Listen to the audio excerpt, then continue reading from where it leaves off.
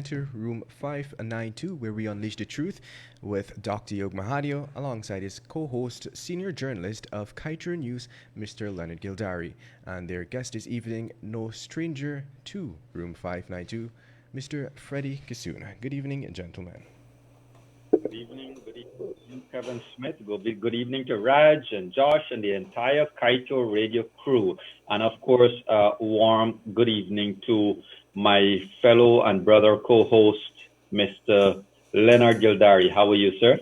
Pretty good, thank you very much. I didn't have a chance for the banana split cake. I'm not sure there's it. I saw Salara, but thank you very much from your family to mine. Thank you very much. You are most welcome, my brother. I hope that you left some scraps for poor Kevin and Raj and Josh, and that you did not, take it all over, my brother. I don't know why I That talk food. I shouldn't be talking food. Freddie's listening very keenly.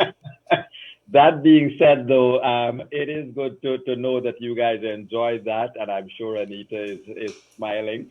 So, ladies and gentlemen, wherever you're joining from, this is room 592, where we unleash the truth. Welcome once again to yet another interesting discussion with our political scientist, our political mind, a gentleman who has been through the years connecting many more dots than you and I could even perceive sometimes. Mr. Kissoon certainly sees through a lot of the political smoke that is being blown from many sides, and he's able to call it how he sees it. And so tonight we're looking forward to another interesting discussion from and with Mr. Freddie Kissoon. But ladies and gentlemen, let me say a warm welcome to you all once again with the news that Mr. Keith Lowenfield has finally been served with the summons for him to appear in court on criminal charges. As you know, he would have been evading this serving of the summons, so to speak. But however, today that was done. Ladies and gentlemen, in all the news we also know, and this is where we are going to go over to our Freddie Kissoon, our political scientist. Ladies and gentlemen, yesterday afternoon, we would have known about and read the alarming statement coming out of APNU AFC that caused today's Kaieteur News and Stabrook News and other newspaper to start to give the opinion that it seems like yesterday's statement meant that the Granger dictatorship has become more real than apparent. Sorry.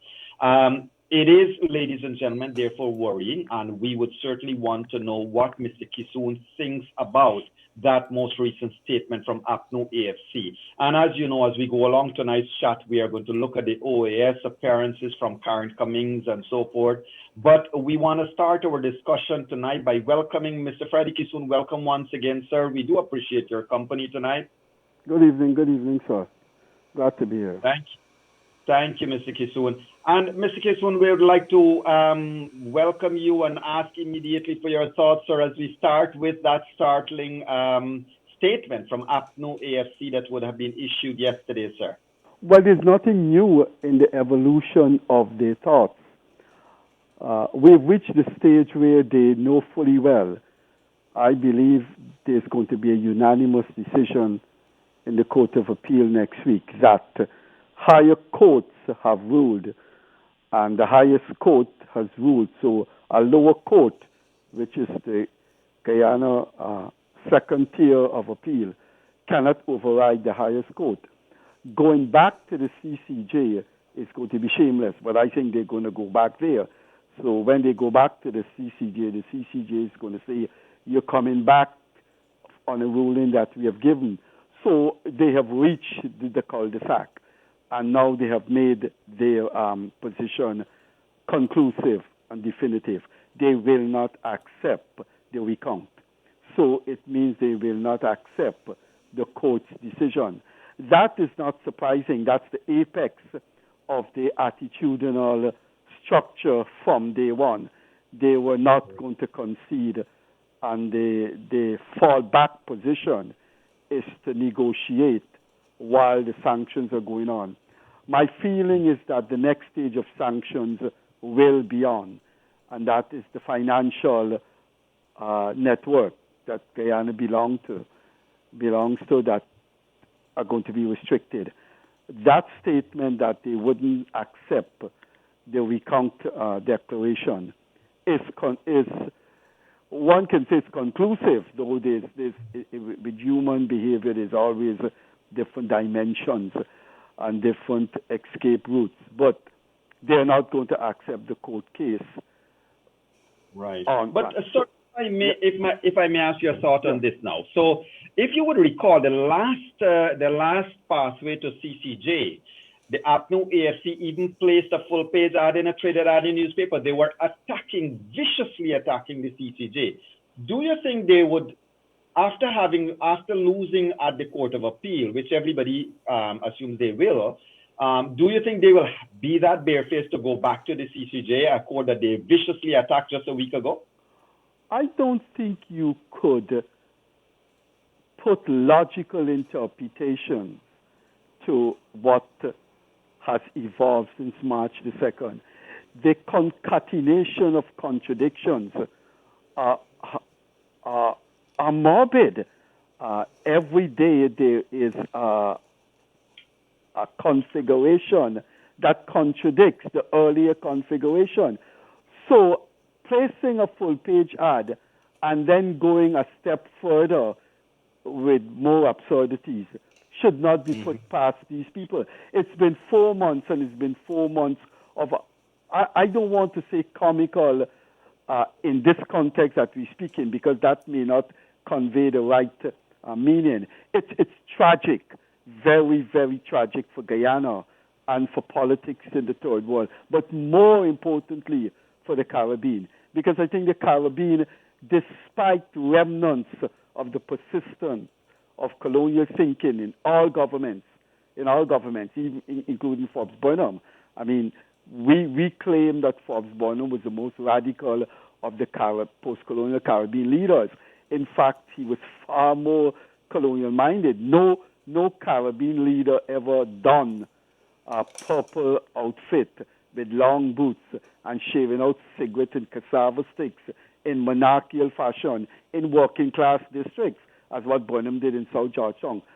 So the Caribbean has always been a placid sea of democratic values, and what has been happening here the past 4 months, it's tragic, but it's also tragic in another sense.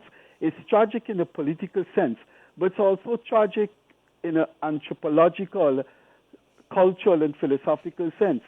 The PNC, well, forget about the AFC, the PNC is holding on to illegal power in the name of saving African Guyanese.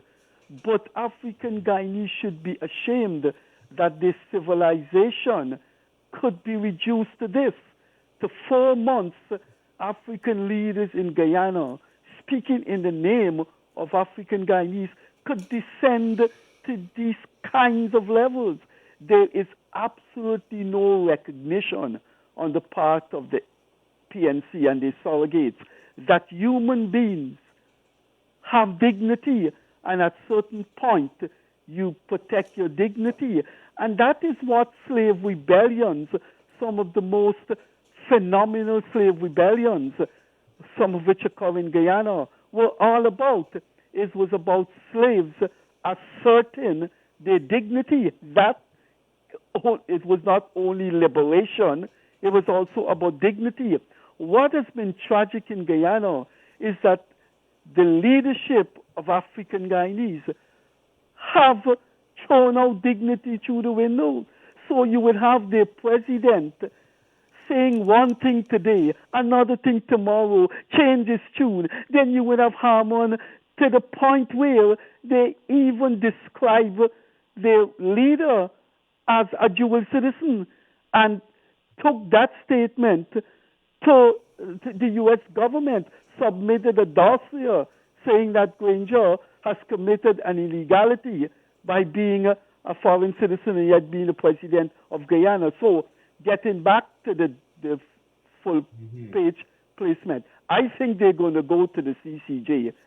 The Court of Appeal may rule on Monday, and they're going to file an appeal to the CCJ on Tuesday. You have to realize, and what onlookers in the world who are looking together have to realize, you're dealing with people who at a psychological level cannot,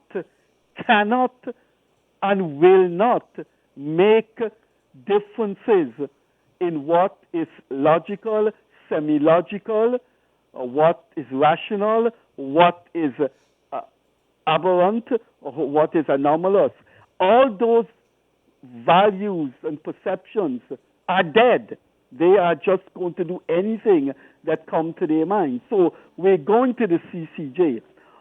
What is comical is that you're going to the CCJ while in the same breath you're saying that you're not accepting the recount, knowing that you're going to the CCJ and the CCJ will say the recount must be the essential declaration. I've gone back to March, in which I said they will stay in power and hope to get some kind of negotiation going. I think the next stage is financial sanctions, and somewhere along the line they are going to buckle. I don't think anyone knows at this point in time how you're going to get them out of power. I don't know if the sanctions are going to be so crippling, or I don't know if they're going to be certain secret phone calls threatening them and saying, now it's time to go. I really don't know how that is going to play out. Got you. So, Mr. Kissoon, they are, and you rightly mentioned, they are now looking for negotiations. That was one of the, call it an olive branch for now that they have put forward yesterday. However, sir, you would have a better grasp for it than both Mr. Gildarie and yours truly here. It is the same PNC that years ago had an agreement with the PPP on the use of ID cards that end up taking that elections use of ID card and got an entire elections vitiated. It is the same PNC that would have had agreements with the PPP, had the Herdmanson Accord, and then threw it all out. So how forget PPP now, how can this country have any trust or reliance that any agreement coming out of any negotiations will be upheld by these same PNCites that continue to squat in office? Well, there is an additional factor that is fatalistic, and that additional factor is going to scare everyone from negotiating with them. I believe the PNC miscalculated on the dialectical evolution of African survival in Guyana. Nigel Hughes said it best. I think he was very, very insightful when he said they should not have banked on elections after 2015. They should have reached out to other stakeholders and say, let us rearrange fundamentally the configurations of this society, meaning that they wanted to have a say in terms of their constituencies, meaning that they felt that Africans would always be in a disadvantageous position. But they did not do that. They called an election. And now that the election has turned into a volcanic eruption, it means, therefore, that the lava is going to sweep them out of history. I cannot see in 20, 30, 40 years, no one can predict human behavior, and the next government, which is likely to be the PPP, could fall flat in their face. But I cannot see the PNC as a party, even with any other formation attached to the apron string, whether it's another party called BFC or MFC or what have you. I can't see the PNC winning an election and being in government. So this is crunch time. And whatever negotiation you enter in with them, you have to be afraid that as the power structure is laid out and the guarantees are accepted by all, they are going to make a realpolitik move that would shift the tectonic plates in their favor. I believe they are going to do that. And why they are going to do that is if you come to a power sharing arrangement with them or anything with them. You have to change the constitution so drastically that they do not have any control over the security forces. Once you have a security force with that kind of makeup, any sharing of power with the PNC, you're going to be facing the precipice. And therefore, those kinds of realities are going to deter people from share governance with them. Right.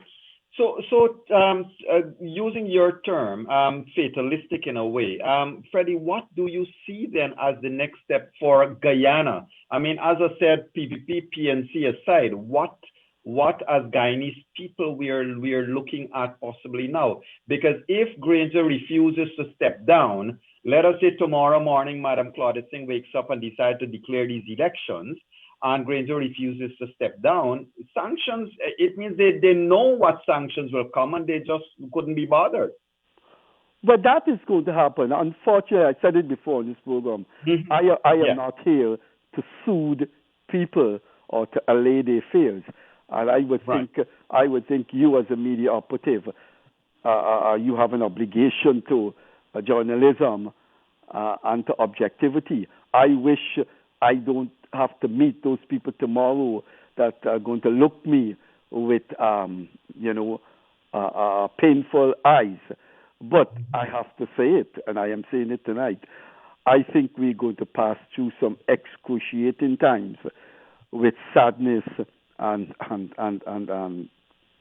burning fever, figuratively speaking, in people's mind. I wish that would not happen. But I think you have to use the bow to say example to show we are really dealing with monsters. That may not be a social science term, but I think we should bring it into the social science lexicon when we're dealing with the PNC, the AFC in this critical juncture in post-independent Guyana.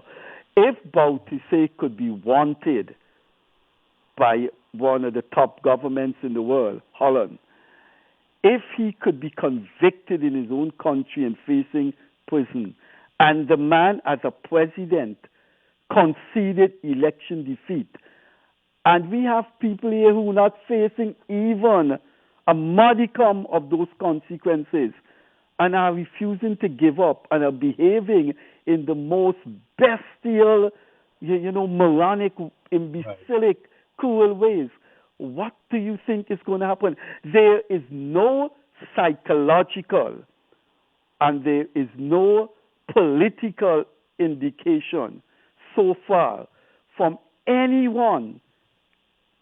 I'm talking about the apex of the PNC and the AFC. Right. I'm talking about the second tier leadership and the third tier. I don't know about the fourth tier. That would be the people, the party cells in the different parts of Guyana. But I'm talking about the apex, which would be Ramchatan, Nagamutu, Granger, Harmon. The second tier, people like James Bond, Sherwood Duncan, and another level. Except Raymond Gaskin, there is no voice, none, that have come out and even said something mollifying in an innocent way or harmless way. Except Gaskin, no one in the AFC, none of these, they are lawyers. There are lawyers in these two parties that do not make a living, from the government, that could say, look, let us concede this thing, and yet tomorrow they will practice law and get their income. Even them, I told Gita Chandan's husband, I guess Gita Chandan is a legal advisor to Joe Harmon and who was a candidate in the 2020 election. I taught her and her husband, and her husband is an independent lawyer. He never got anything from the government in 2015. I said, say something. There's no one saying anything. When you look Yog, when you look at the diaspora support Right. for the PNC, with professors, people who teach. I went to the University of Toronto, one of the top universities in the world, and you have a woman like Alisa Trotz, who's a professor there.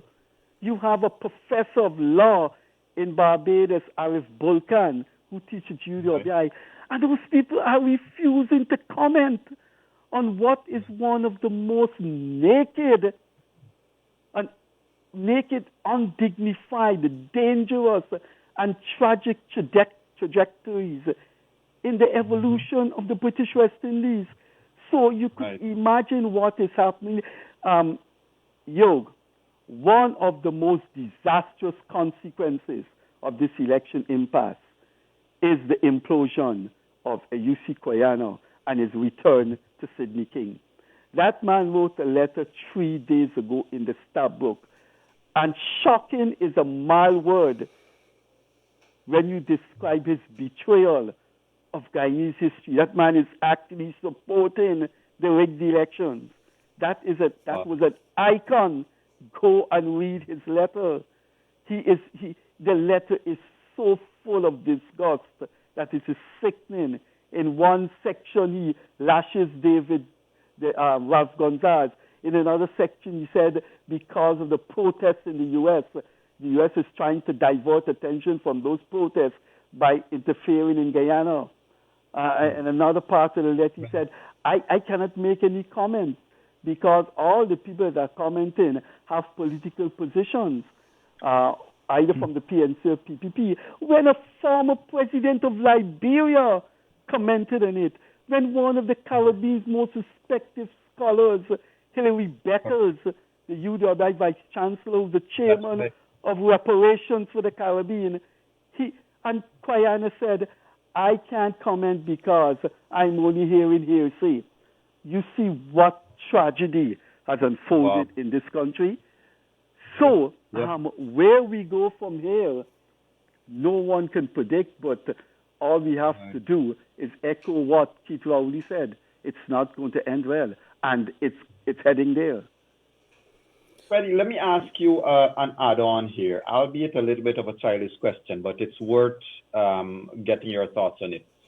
Do you see a time will come, whether you could say it's sooner rather than later or later, when people like Moses Nagamutu and Kemrad Ramjatan and even maybe David Patterson and so forth will probably be expelled from the hardcore that would be building their power base now? I believe it's over for them. These 4 months have certainly destroyed a lot of people.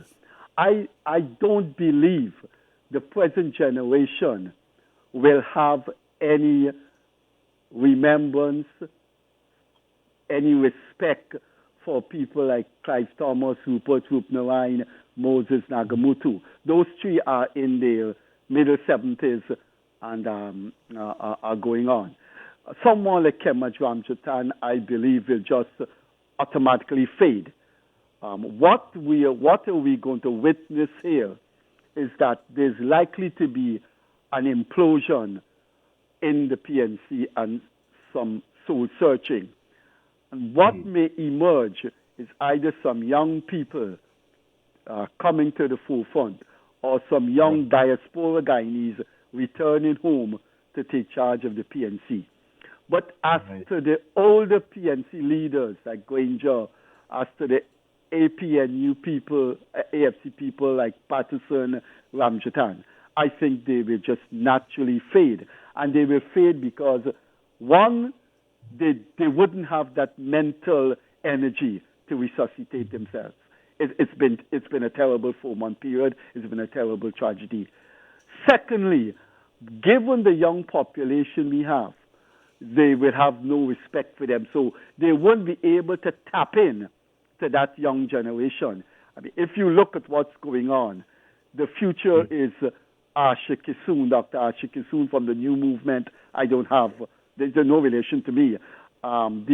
These guys like Josh Kanai and Timothy Jonas, those are the people I believe that going to emerge outside of the PPP and give hope to the young people. I also do believe that there may be forces within the PPP that may effect a transformation, and and the PPP been through a very bad period with Jagdeo, and I don't want to dismiss anybody's capacity to change. The human being is infinitely capable of transforming, and he himself may look back at his 15 years and say, I brought some of this on to Guyana, and he may very well go a different route. I do believe, from my experience since the past 4 months being part of Kaieteur Radio, I have seen some very forceful, radical young people in the PPP who have no knowledge of the 60s, the 70s, and of Janet and Chedi Jagan, and they may very well be able to carve out new horizons and new niches.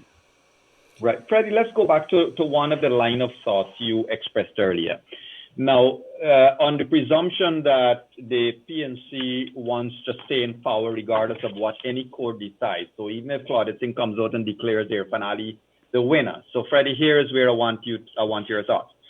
Let us assume first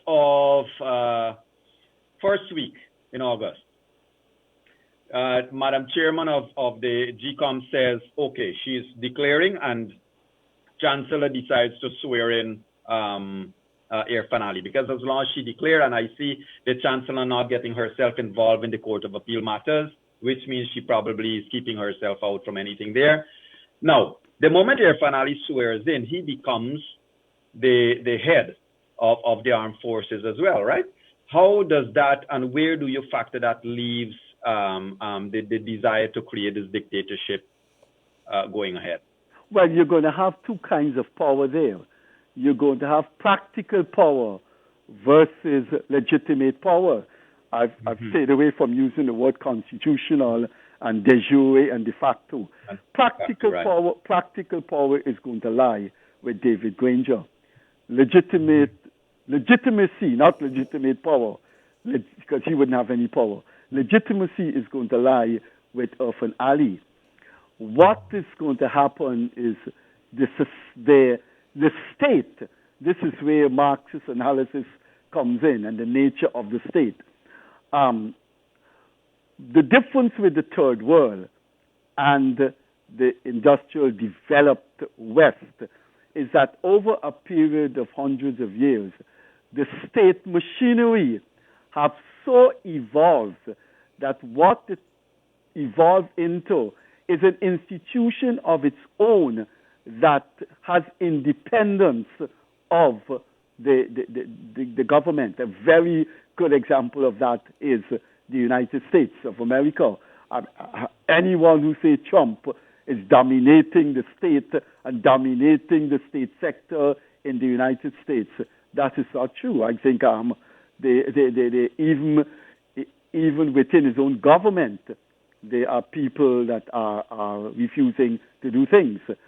Now, the difference with the third world is that our state in the third world never have those centuries of existence.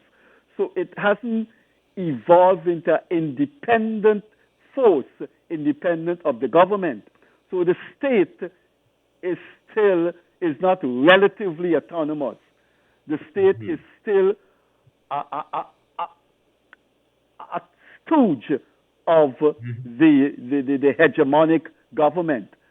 And I think they are going to use that kind of subordinate mentality of the security forces to stay in power. One would recall when Chedi Jagan would have first come into power after 1992. I think within a year or 2 years of him, within a year, I think he said we have won the elections, but we are not in power. But it's those were statements that were conveniently used to to get some kind of political understanding from the state and the public institutions. But since Jagan came into power, the PPP came into power, what you had was a hit-and-run exercise. The state never overthrew the PPP. The state never confronted the PPP. What they did was episodic sabotage, and that led to the PPP forming some kind of countermeasures. Like they had the senior civil servants had a special grouping, a kind of semi-trade union thing, to act as a buffer against the Guyana Public Service Union. But the state sabotaged the PPP, but they never sought to overthrow it. And I think one of the reasons why the state never overthrew the PPP government is they were afraid of the uncertainties. But do not make the PPP the innocent, emasculated government that it was since 1992. I think Mahadeo, given his cunning and given his understanding of politics, was able to confront a recalcitrant state sector and a recalcitrant security forces. But he didn't do it through bitter confrontation. He did it with a mixture of confrontation and inducement. So he was able to cajole with favors. And I don't want to go beyond that. I hope your readers and viewers know what I mean by favors. He was able to get a crucial section of the public service and the security forces to stabilize themselves. That is why when he jumped 4 senior army officers and put Admiral Gary Best, the 4 officers just quietly demitted military service. So I think Jagan was sending out a warning to the public service and the security forces that we're in power and you guys don't like us. And maybe it worked. Maybe it worked because they never overthrew the PPP. Right. So just last thing on that same line then, Freddie. Let us just follow the same theory that, okay, the APNU decides they're going to stay, they're going to hold on to whatever power they have, although it's illegitimate and illegal. Now, it means that there is potentially, at the end of the day, whether it's a year, 2, 5, 6, whatever years, they are looking at some negotiation that will bring an end to this bifurcated country and governance that we're going to have. Because in that stead, GCOM doesn't figure. Elections doesn't matter anymore. Because what PNC has managed to do now is abolish this thing called free and fair elections. What is going to happen? This is how I see it's going to play out. And of course, this is speculation. I believe the PPP constituencies are going to suffer immensely, like other constituencies, when the sanctions start. You see, sanctions are like car accidents. You don't deliberately pick out who's to get hurt. When a man runs through a red light, he is not deliberately picking on hitting John Jones. Sanctions are going to hurt everyone. It's going to hurt the PPP constituencies. The PPP constituencies are small, middle-sized, and huge businesses. PPP constituencies have some very super rich people. Then also they have the agricultural producers. The labyrinthine connections between the Caribbean economies and the Western economies are in fact very intricate. So when those economic sanctions start, it's going to affect even Guyana's relation, not so much with the banking system in the West, but with the system in CARICOM itself, we may not be able even to export pepper sauce to Trinidad. What I think is going to happen is the PPP constituencies may say to Jagdeo, Nani Nandalal and them, we are suffering terribly. Should you not open up some negotiations? It's going to be difficult to predict what Jagdeo, Nandalal and Ofan Ali them are going to do. But we can easily predict what Granger and Harman and Nagamutu them will do. They will say, once the mayhem continues, once the devastation continues, we're in power, so they will have to talk to us. I can't envisage a situation where they are going to demit power. Under one circumstance, I believe, is somebody very, very powerful is going to give them an edict and say, if you don't do it, we are going to remove you. That may scare them. And I think what they will do is say, well, if you're going to come and remove us, then please give us a way out. And they may the West may find that way out for them. Having said all of that, I don't think they're coming out. But Freddie, to come back to the statement that was issued by Jagdeo today, and you've said that he is not somebody who stands by, or he's very canny in the way that he does things. If Granger and his band of riggers believe that they can continue to hang on to office after the declaration has been made, they're living in a fool's world.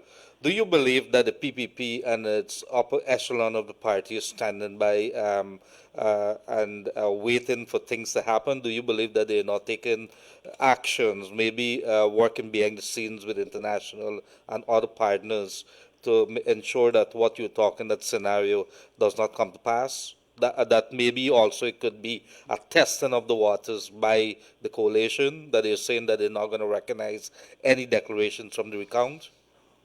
But Mr. Jagdeo and the PPP leadership cannot remain silent in the post-APNU statement, the post-APNU the statement that they made about not recognizing their recount. They have to give their supporters hope. They have to speak aggressively, etc. But I think the PPP knows very well that the magnitude, the latitude they have of confronting an illegal government after the declaration are circumscribed, because you are playing right into the hands of the APNU, and you're going to keep them in power longer. Look, any confrontation with the illegal Granger government using PPP's constituencies to protest and to demonstrate are going to turn violent and are going to turn ugly, because the APNU are going to make it ugly and violent. That strategically is not in the PPP's interest. What the PPP has to do is to keep the rhetoric going, as they did by saying they're living in a fool's paradise. And indeed, they're living in a fool's paradise. The PPP has to energize their constituencies with optimistic rhetoric, but it has to begin and end there, because strategically they are way, way ahead, advantageously, than a besieged illegal government. When you have that kind of massive, formidable, powerful global support, it makes no sense having the country go through periods of instability. And it would not be in the PPP's advantage to do that. It will be to their disadvantage. Now, you're always likely to get an emotional leader to confront an illegal government. But the circumstances in each country are different. If you have an illegal government in Sweden, if you have an illegal government in Ireland, it's the same people with the same color of eyes, color of hair, same names, same culture, confronting each other. In Guyana, it's different. And so you have to take those permutations into consideration when you go to confront an illegal government. And what is the lesson that the PPP should learn from such a scenario? It's there in front of them as soon as they enter Freedom House, the portrait of Chedi Jagan. He would not have survived that long, and the PPP would not have survived that long if he had engaged in guerrilla warfare or open confrontation with the monstrosities that Burnham carved out in Guyana. He kept banging and banging, and then when the transition in global politics occurred in the 80s, he triumphed. Now, the global order is so shaped that it favors the PPP. So why after the declaration, why go and confront Granger using some questionable methods? I don't believe the PPP is going to do that, because I believe they know that it's a matter of time. I haven't put a time frame on when these people will fall, but it cannot be. It cannot be years. It will not be years. You did say if the PPP are not talking to the international community. What the PPP don't have to talk to the international community. The PPP don't have to engage the international community. The international community is so enraged because the diplomats have had their dignity assaulted by the PNC and the AFC. The PPP don't have to talk to the international community because this crisis has taken on a life of its own and has become a crisis for the international community itself. The international community isn't even bothering with the PPP. The international community is concerned with what they see as a dangerous precedent in the 21st century in the Caribbean. And they are prepared to deal with that, independent of whether the PPP begs them, implore them, or what have you. It has reached a point where an obscure poor third world government is literally saying to the international community, go to hell. And the international community has not accepted that, will not accept that, and will bring down the PNC-FC government. How they're going to do that is the topic for discussion tonight. I don't know, but I know it's going to be done. And why should the Freddie, people, just 1 minute, Yog.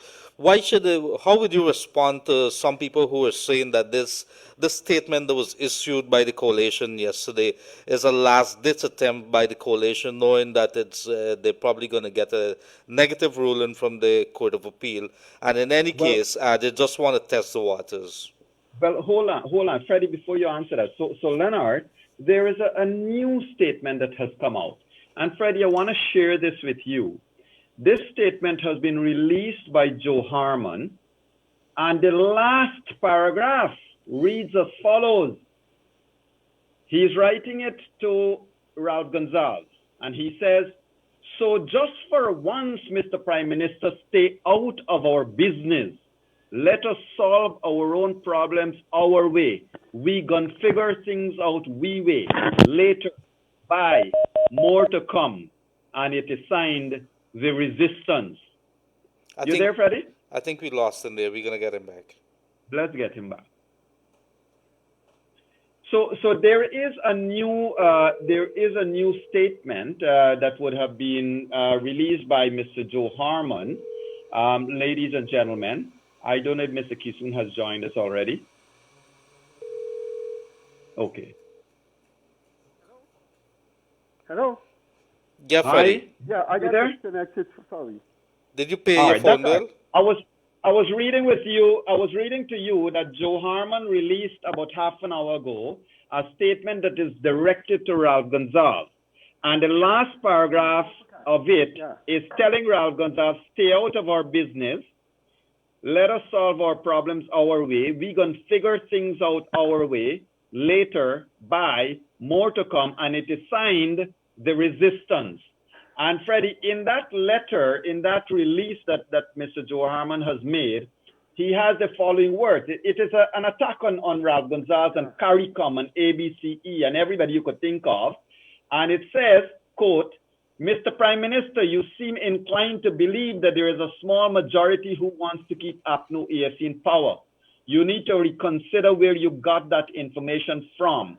To the contrary, a vast number of Guyanese now see that CARICOM and the ABCE countries are looking after their own interests and not that of the Guyanese people. You see, Mr. Prime Minister, you mentioned that CARICOM staff are being abused and attacked by the supporters of APNO-AFC coalition. Let me be clear here, without fear or contradiction. It is you and the Honorable Secretary General who abuses the staff. Is it not true that the CARICOM staff you refer to has not received a salary increase in almost a decade? Is it not true that CARICOM cannot pay staff pension?" And it goes on, speaking of a no promotion policy, and let us deal with the real issues, attacking Mayor Motley's defiance and questioning that Ralph Gonsalves should say who paid for the recount and whether Ralph Gonsalves designed the CARICOM draft report before it was released and stuff like that.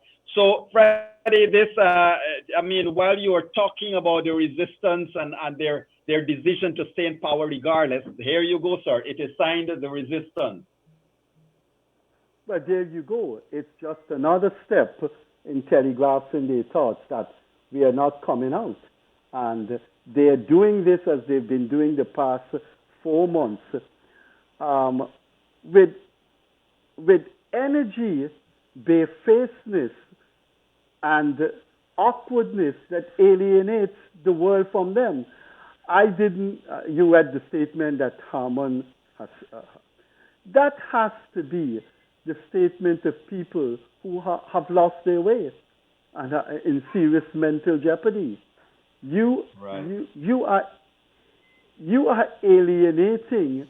The more they write, the more there are two indications. One, that they're digging in, and two, they're lashing out irrationally.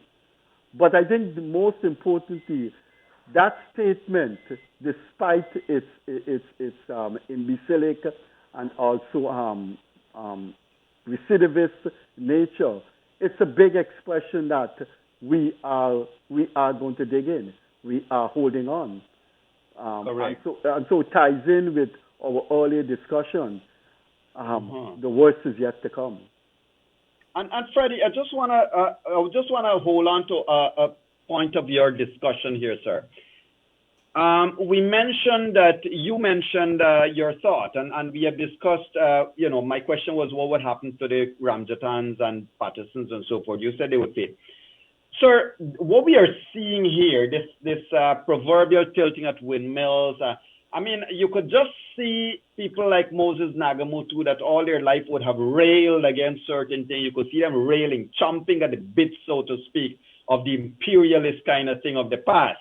But my specific question to you, Freddie, going back to what we said, if there are two governments now, one holding on to the office and one is the legitimate sworn-in government, where then the police, at the moment Irfan Ali swears in, shouldn't the police be clearing out the public offices for the sworn-in persons to take over?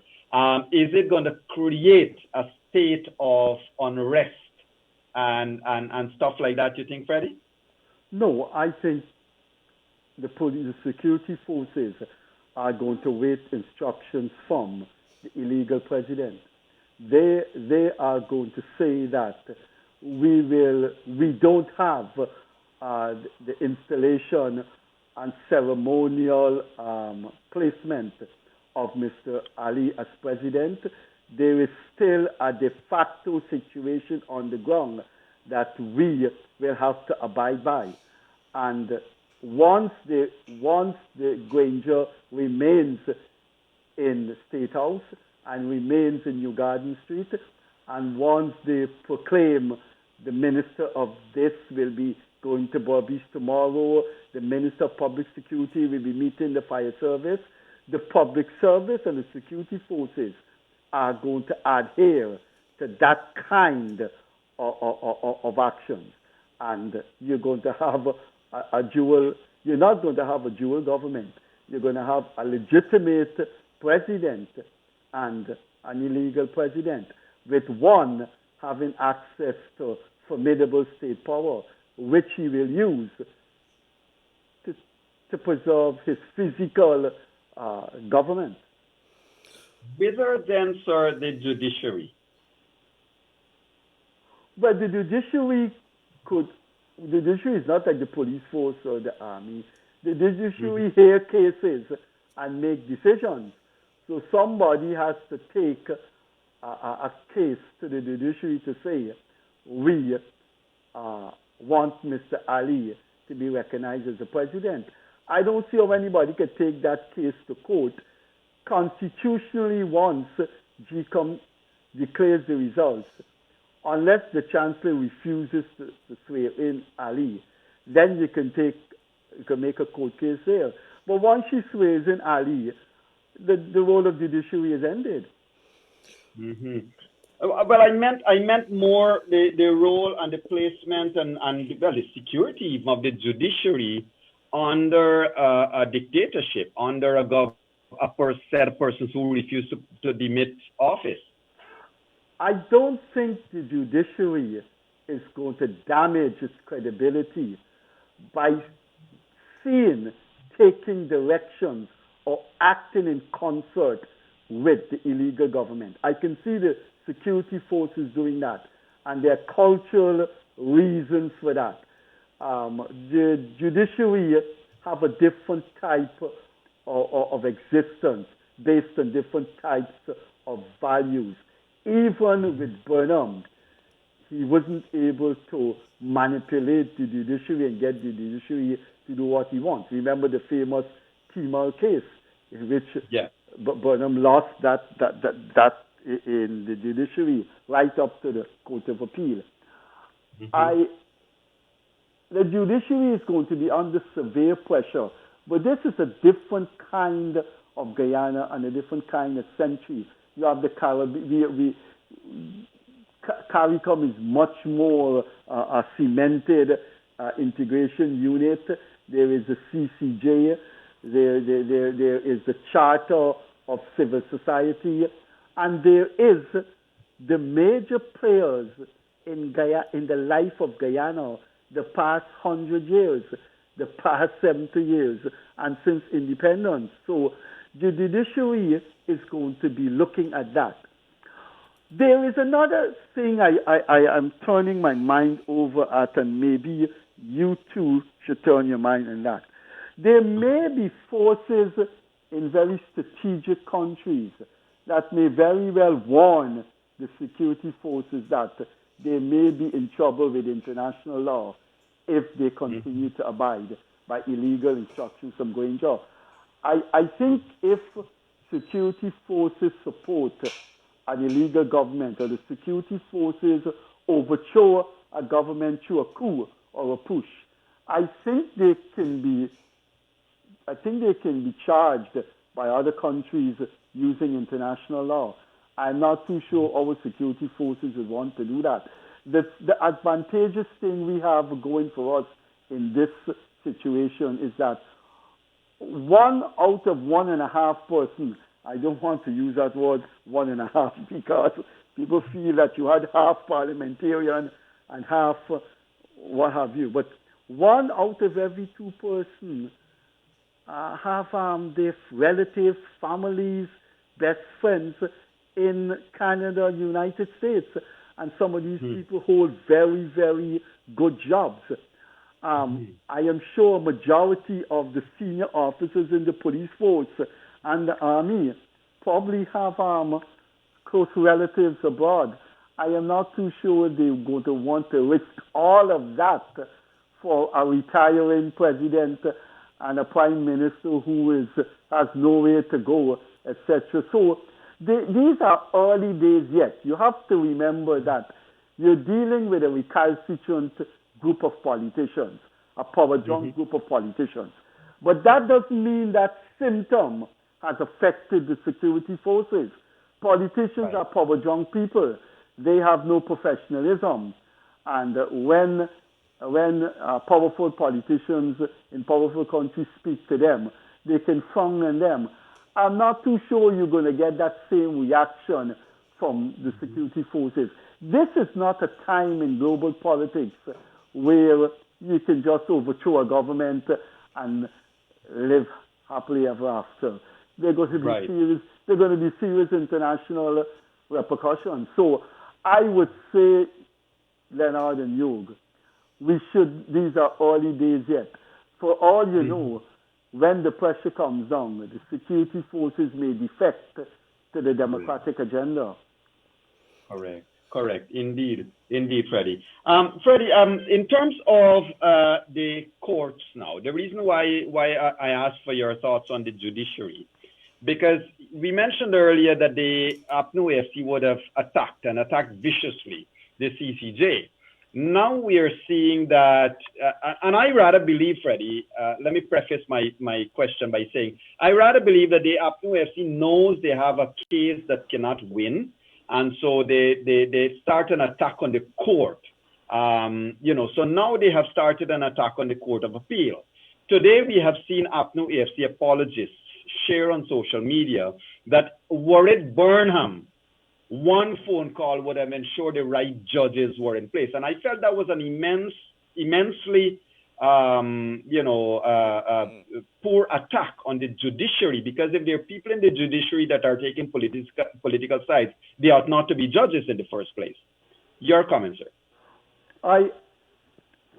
As a mainstream journalist and one who works with a mainstream media house, I don't put much premium on what is written by unknown people or so-called low-life people that belong to different political parties in social media. I don't have a Facebook account. I'm not on social media. I more take my analytical direction when people of power and prestige make these statements on social media.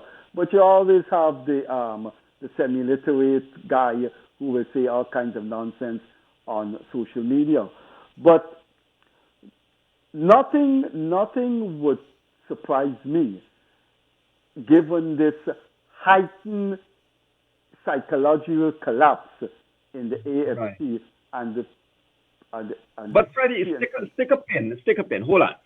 So the evening of the decision from Madame Roxanne George, Aubrey Norton was on their APNO AFC's live feed, and he said that he believed the court has made a political decision, not a decision based on law. So there has been that kind of talk, Freddie, and thus my no. Don't go any further. Yeah. Don't go any further. Those are political strategies that politicians use to intimidate the judiciary.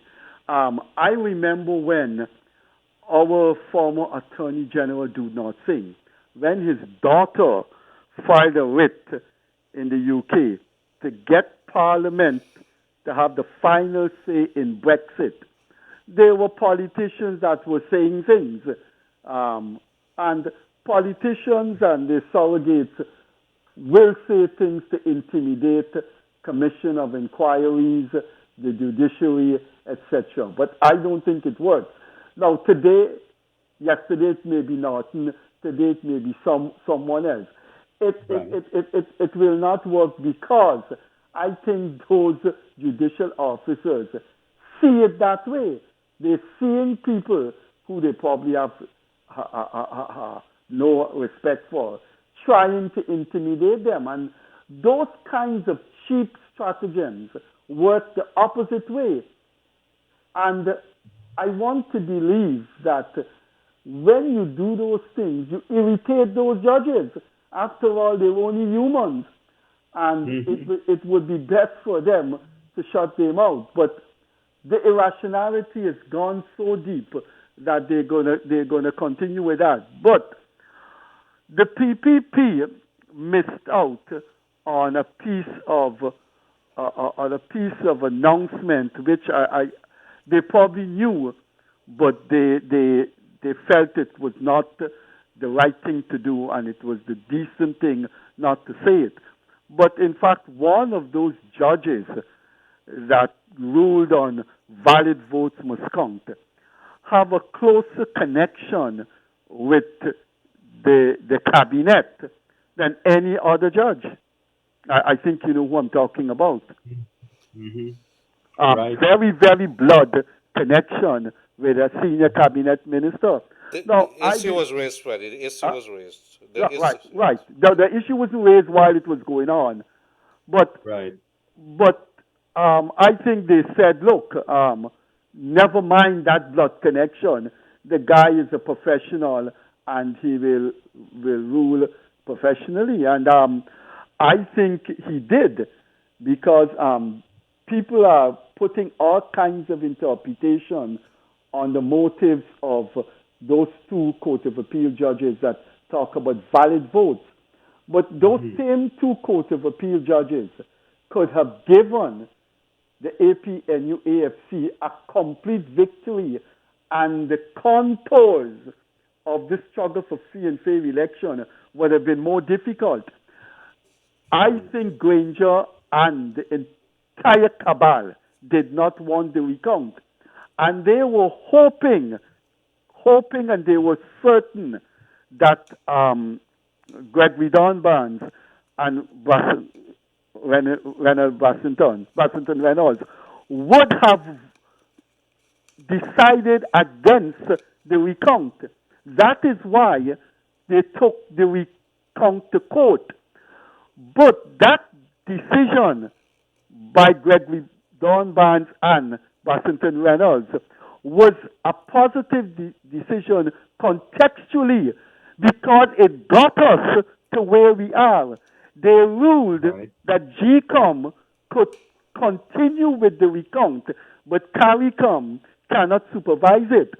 And they said the last part to protect their credibility, because as judges, they had to read the protocol or the covenant signed between Jagdeo, Granger, and the Secretary General. There were no wording that could have interpreted to mean that CARICOM will supervise the recount. So what Reynolds and Gregory Donbans simply said is, yes, the recount could go ahead. But do you realize if that Court of Appeal had said CARICOM cannot order a recount, you know what the PNC would have done?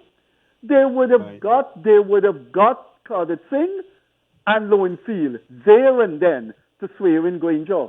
So that Court of Appeal decision provided enormous latitude for us to continue the struggle for free and fair elections. So I don't agree with some of the criticisms I've heard of those two judges with the word valid votes.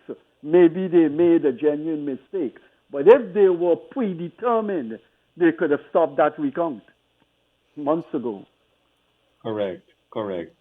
So, Freddie, to come back to, well, I have another important question for you, sir, totally unrelated to politics in Guyana. Must be a question on Gildarie and his red pants. You've gone there again. But when you would have talked about that thing, let me just jump in Hold here. on. Let me field my question. And this question is for both you and Mr. Gildarie, Freddie. Our viewers and listeners are all unanimously demanding that you appear on screen for our next week's discussion with you, Mr. Kissoon. What say you, sir? Okay, let me answer that. There is a PNC parliamentarian, well, you have to say former parliamentarian.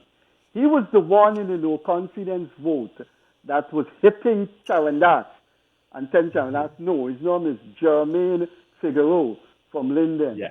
Mr. Figueroa said that my appearance is a disheveled one. And he, Figueroa, is a very handsome man. He dresses in three-piece suit, and he looks like Denzel Washington. Now, that scared me. So I'm going to hide my disheveled self and keep away from public portrayal of myself. How about that for a response? Well, we will take that response, but we will tell you no. We would still like to see you, sir, and I guarantee you that I'm going to push Leonard to ensure that we can do something to get you on screen. The last time I came on camera, I had on a flamingo long sleeve pink jersey, and Gildarie ridiculed it. You remember that, Freddie? Yog, you had to see this thing. I don't want to take away from It's the an seriousness. ordinary pink. It's not ordinary pink. Imagine Freddie Kissoon with a long hair wearing pink t-shirt, man. I like the color pink. But Freddie, and that's all right. That's all right. We just would prefer your body language and your expressions as you talk as well. So let's try to see if we can get that done. I'm going to be the dictator here, and like Mr. Green, and say, let's just do it, Freddie. Let's just do it, Leonard. Let's get it done. Yes, absolutely. Do you believe, Freddie, that the Chancellor, that if there's a declaration there, that the Chancellor is going to comply and swear in Irfaan Ali? I haven't seen anything in our judiciary since the Burnham days. I would think with the beginning of the Hoyt era. I haven't seen any descent into bare-faced partisanship and ugly unprofessionalism. I haven't. There may be one and two indiscreet things, and that would have occurred in favor of the Jagdeo presidency. I think the Chief Justice, to my mind, was a politicized judge biased in favor of the ruling regime under the Jagdeo presidency. And it was very controlled. But no, I haven't seen anything that would make me feel that way. And I think those two women stands out admirably. They are an asset to women, the women gender, and they're an asset to judicial professionalism. I may be wrong, but I haven't seen anything that would lead me to criticize them. When it comes to the Chief Justice, she may very well be heading, because of her glowing professionalism and independence, she may be heading down to the CCJ in years to come. And I, for one, will be glad when she reaches there. And if I may, as a quick follow-up, although I'm taking a beating for not liking pink, it's a unisex color, I'm being told. I do like pink. I have a couple of pink shirts. They got unisex colors. I know colors are colors. So tell me, what is a sexual color? I don't know. I'm just reading what is on screen here. We have some lovely people who are watching, who are listening. But they said, but hold on. I wasn't laughing because you were wearing pink. I was laughing. Unisex color. I was laughing at the getup that you had. But I do respect your color. But why are you engaging a discussion on sexual you don't know, Freddie would call you up during the meeting and ask, could you go for a bargain? And then you have to pay for the bargain. He's inviting you out for a bargain. But that's Freddie. But Freddie doesn't want to come on air. I'm not sure was the reason. But let's get back to it. Do you believe? On air? No. On video, Freddie, on cameras. I have a question for you. Let's go back to the discussion on the politics. Freddie, a government, let us just go with the presumptions we had earlier. Worst case scenario, Granger stays there. Irfaan Ali is sworn in, and so you have two governments in Guyana. Now, any government, either side will need money. They'll need money. The shopkeepers, the business people are going to continue to collect VAT at the front. So the only source of revenue for this country, because we cannot export, or we are not going to get the monies in coming from exports, will be GRA. So what would be your thoughts about the shape, structure, and loyalties of GRA then? Because if Granger stays there, how then would the finances of this country be managed, whether, sir, BOG and GRA? Well, I think you're painting Yeah. a portrait of supposed stability. I'm beginning to think that financial chaos has already stepped in and it's going to be aggravated. These people haven't got money. The state's resources is seriously dwindling, and when the financial sanctions are announced, I think we're going to be in a deeper chasm. It's already happening. You are saying where they're going to collect, how they're going to collect it, who the collector is going to be loyal to. What is there to collect? We are facing serious financial collapse.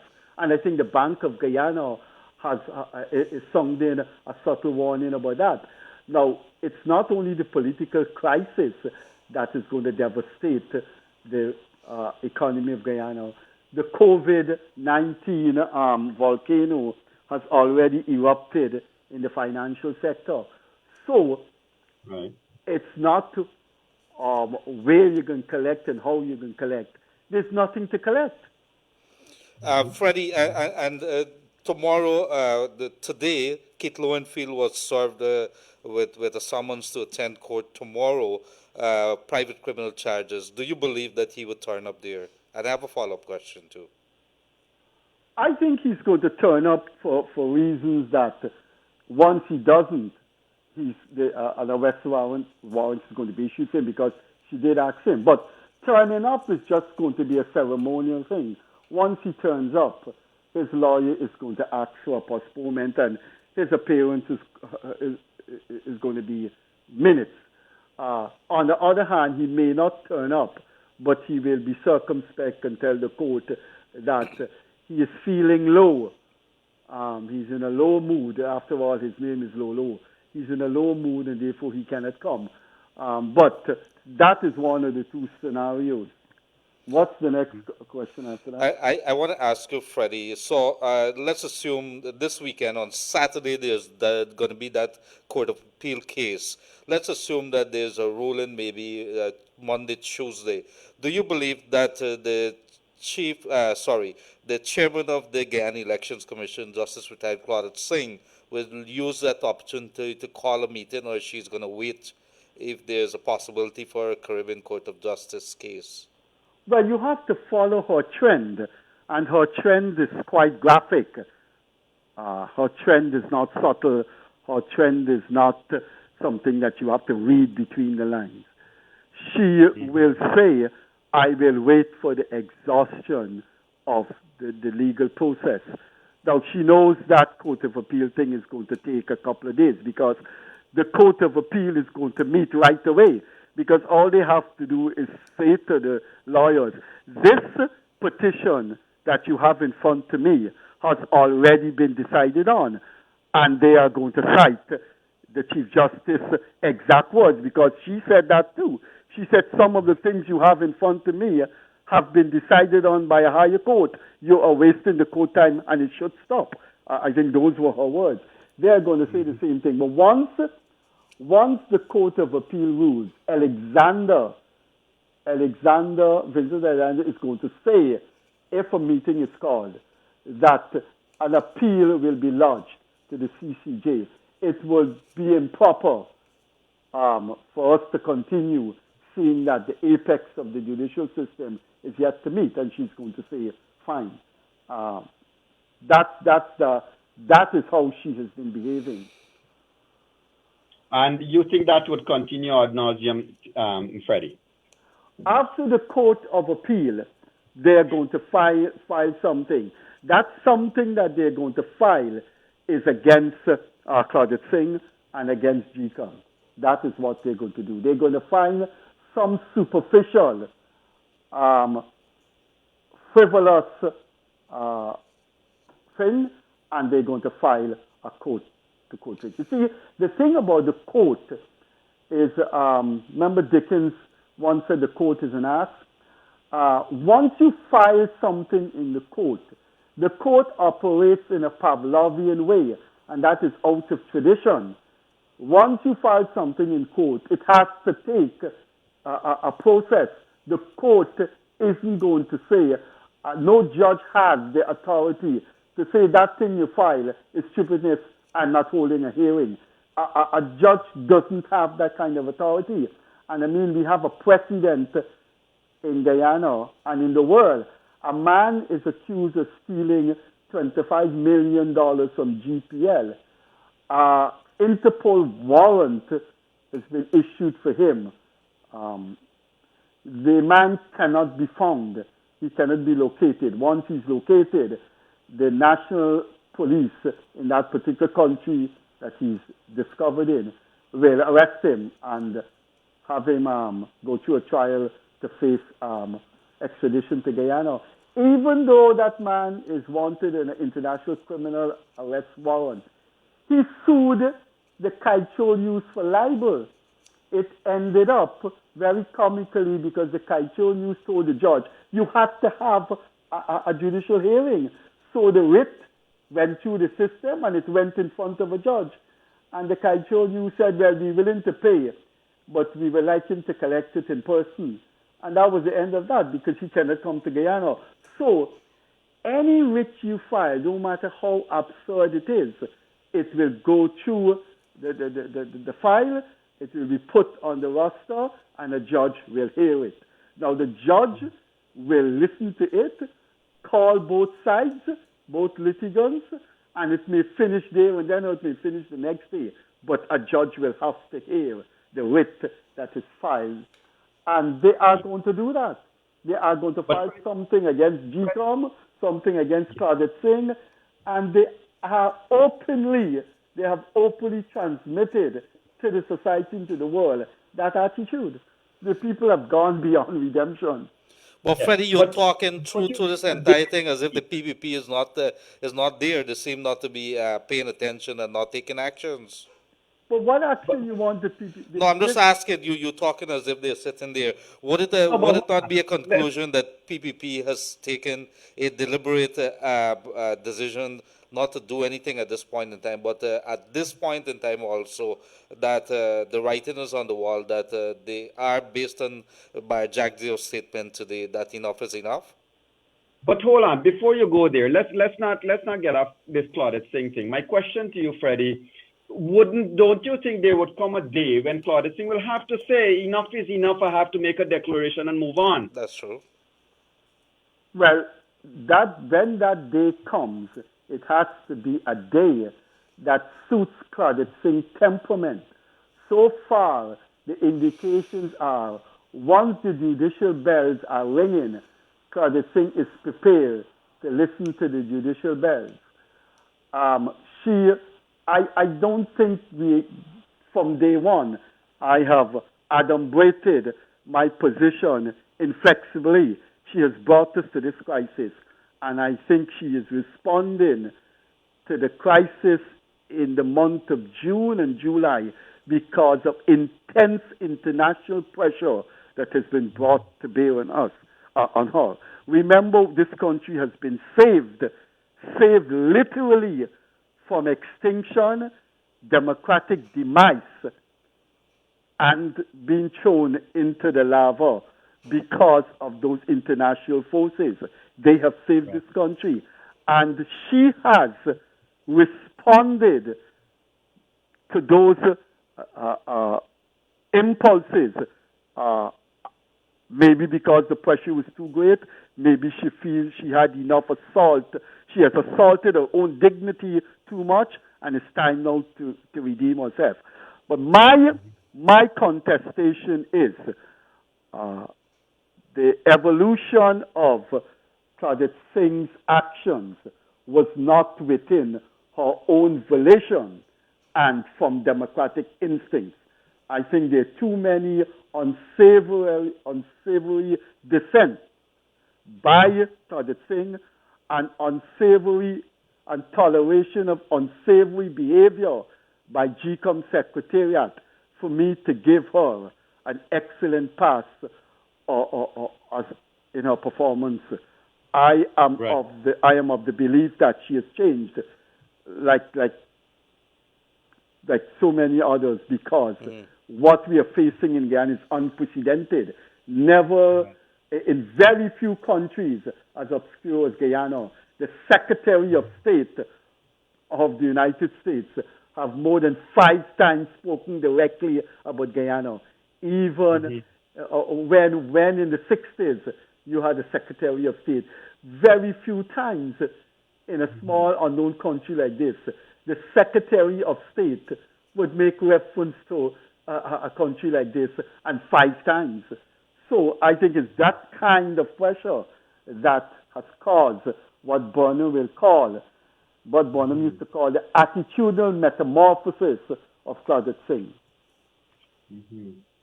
Yes, sorry, Leonard. Yes, back to you, Freddie, with regards to do you believe there's a deliberate strategy by the PPP to hold off to see how far it would go, and that enough is enough at this point in time? And this I am referencing, of course, the statement of by Jack Deere today. Well, Yog did ask me that question, and we covered that field already. Well, maybe you were having coffee or you were looking at your red pants. Well, let me answer it again. The exact question was asked by Yog, and I did answer it by saying the PPP is in such an advantageous position. They don't and should not rock the boat, and they should just wait for the international configurations to take shape. And I think that is what they're doing. And in Nandalal and those guys are not that kind of intemperate people. They know the politics, especially Jack Deere. He knows what to do and when to do it. He may not be a Democrat, but he's a competent tactician. What is the end game here, Freddie? Because if you are you're taking over, and I'm talking from the coalition side, you're not going to get there is going to be a declaration for Irfan Ali sooner or later. What is the intent of the coalition? Because it can't be anything else other than holding on to power for a very short while.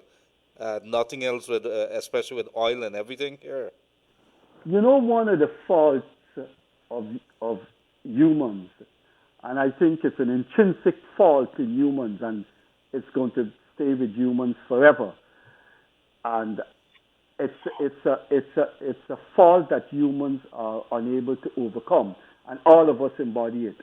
A human cannot put themselves into the mind of another person. They can attempt to, they can try, but all the time they do not succeed in sourcing the identical particles turning over in the person's mind.